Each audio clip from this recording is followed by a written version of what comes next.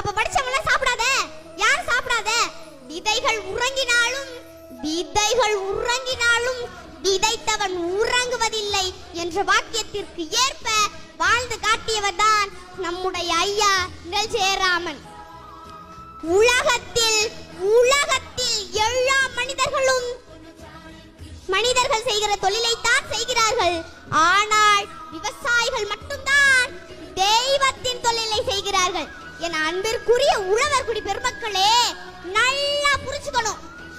உழவு இல்லை என்றால் உணவு இல்லை, உணவு இல்லை என்றால் உயிர்கள் இல்லை, உயிர்கள் இல்லை என்றால் உலகமே இல்லை.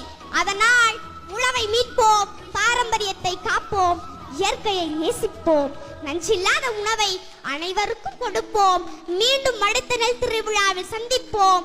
வாழ்க தமிழ், வளர்க தமிழ். நன்றி, வணக்கம்.